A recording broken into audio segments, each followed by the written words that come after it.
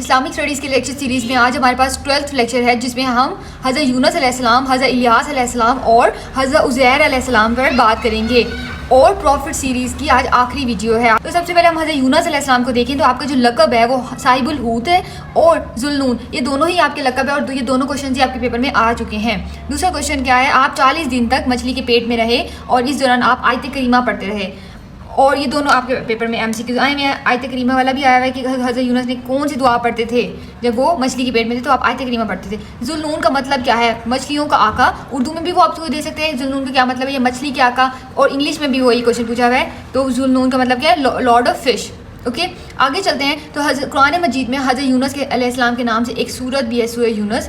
और कुरान मजीद में चार मकामात पर आपका जिक्र मौजूद है। आप नैनवा में मदफन है, नैनवा जगह है, वहाँ आप मदफन हैं। तो ये सारा क्वेश्चन है आपके हज़रत यूनुस अलैहिस्सलाम के बारे में।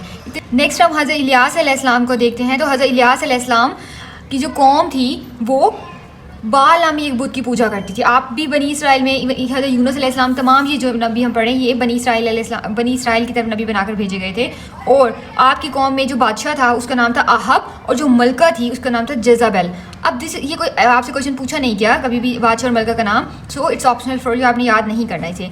अच्छा जी, उसके बाद क्या आपने 850 पादरियों को फांसी दी। अब क्या था, ये जो पादरी थे उस टाइम के वो बुतों वगैरह की पूजा के लिए लोगों को कहते थे और उसकी वजह से आपकी कौम पर कहत आ गया था बहुत ज़्यादा, कुछ नहीं, खुराक नहीं थी और बहुत साल कहत रहा था। तो आपने जब उन पादरियों को फांसी दिलवाई, 850 पादरियों को फांसी लगवाई थी, उसके बाद आपकी कौम पर से जो वो कहता वो ख़त्म हुआ था। Okay, so this is your question.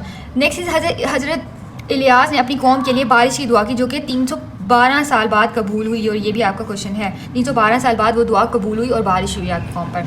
4 अंबिया जिस्मानी तौर पर ज़िंदा हैं, हज़रत ईसा अलैहिस्सलाम, हज़रत इदरीस अलैहिस्सलाम जो आसमानों पर ज़िंदा है, और हमने ये पढ़ लिया है कि आप आसमानों पे ज़िंदा हैं। और हज़रत खिज़र और हज़रत इलियास अलैहिस्सलाम ये जो हैं ये ज़मीन पर ज़िंदा हैं। तो ये भी आपका क्वेश्चन पेपर में आया हुआ है, आ भी सकता है, तो इसे भी आपने माइंड में रखना है।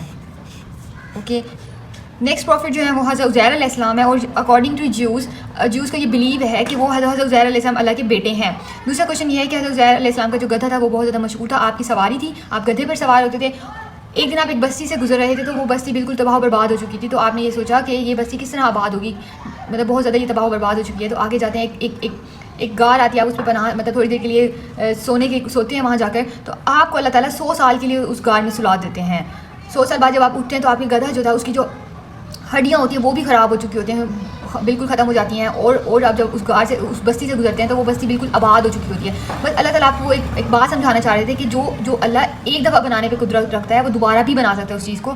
अल्लाह आपको ये लेसन देना चाह रहे होते हैं। तो 3 सवाल आपके हज़रत उज़ैर से आएंगे। एक ये कि अल्लाह ताला ने आपको 100 साल के लिए सुला दिया था और आपका गधा और हज़रत उज़ैर अल्लाह के बेटे हैं, कंसीडर होते हैं अकॉर्डिंग टू ज्यूज़। और एक क्वेश्चन यहाँ पर यह है कि वो जो असहाब कहफ है ना, उनका जो असहाब कहफ थे जो कुरान मजीद सूरह कहफ में जिक्र है, वो उनका क्या था, कुत्ता बहुत ज़्यादा फेमस था, उनका डॉग फेमस था जो कि उनके वो गार में सोए हुए थे और वो आपके साथ उन लोगों के साथ सोया हुआ था। आप इसको बिल्कुल मिक्स मत करिएगा।